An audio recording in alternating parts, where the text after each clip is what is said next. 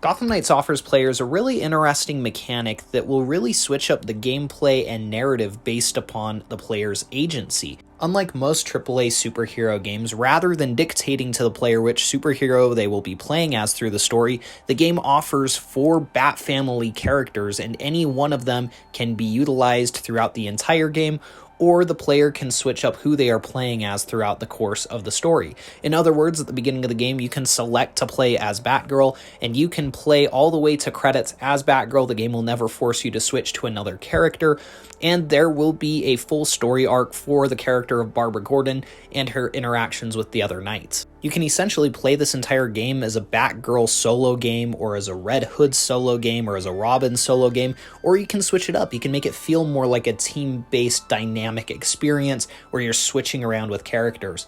You can play through the first mission as Batgirl, go back to the Belfry and switch to Nightwing, go do some open world activities, and then go and switch to Red Hood for the next story mission. You can also invite a friend to hop in to co-op with you. They can play as the same knight you're playing as with a different build, or they can play as a completely different knight, and you can explore Gotham and play through the story together.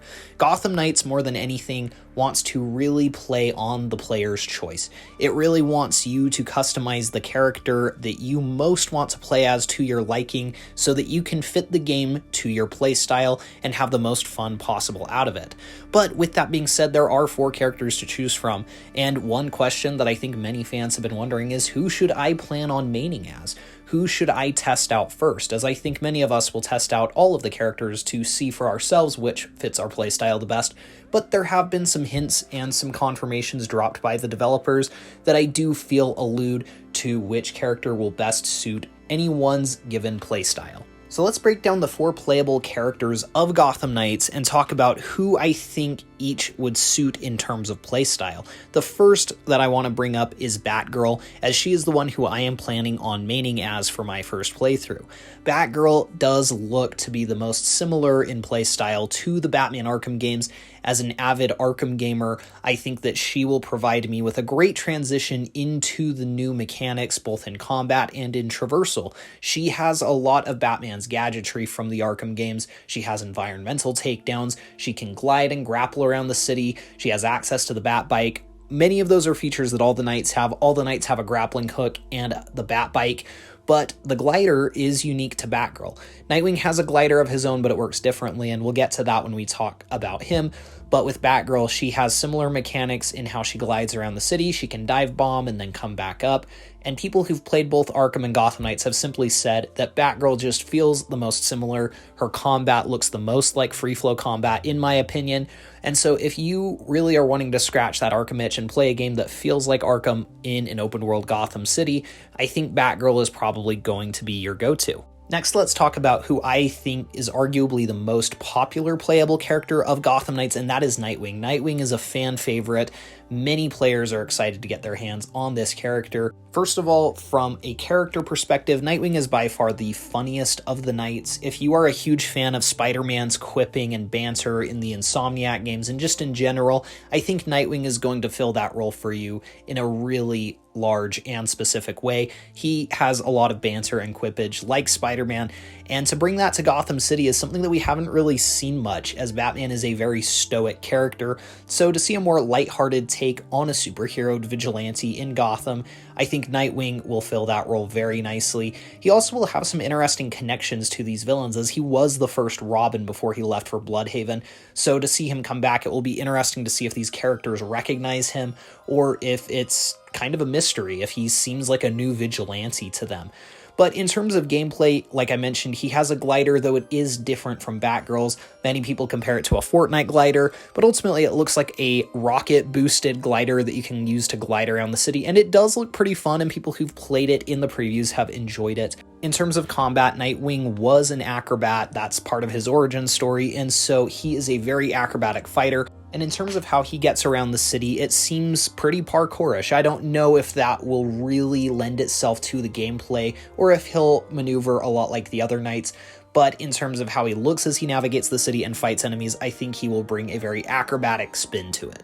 Next, let's talk about Robin, who we have not seen tons of gameplay for yet, but we have seen enough, I think, to really pique the interest of players.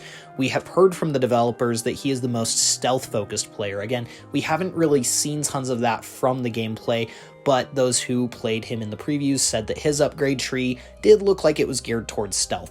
I think that this is also an interesting narrative decision, as Tim Drake was the one who was still working under Batman specifically in Gotham Knights before Batman died. A lot of these other characters have already gone through their iconic story arcs. Nightwing had already had his falling out with Batman and to become his own vigilante operating out of Bloodhaven.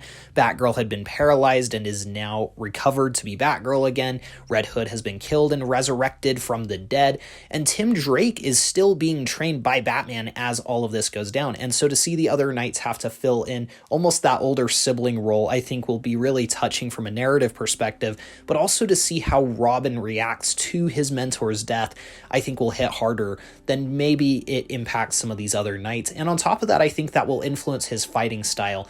Robin will potentially be a lot more cautious than these other characters. He'll strike from the shadows. He'll operate in a very similar to fashion as Batman, but I think that the player will have some freedom to really build Robin toward their playstyle as well. But I think that at the beginning of this game especially, Robin is going to still be kind of in the shadow of Batman and really trying to find his own style. These other characters have been able to find their own identities outside of Batman, but Robin hasn't really had that chance yet. And so to see him utilizing stealth a lot like his mentor and to be very tactical about how he takes down rooms of enemies, it feels very fitting. And I also think that it feels very Assassin's Creed-ish. I think if you're wanting to go through rooms silently and stealthily, Robin will most likely be the best pick for that.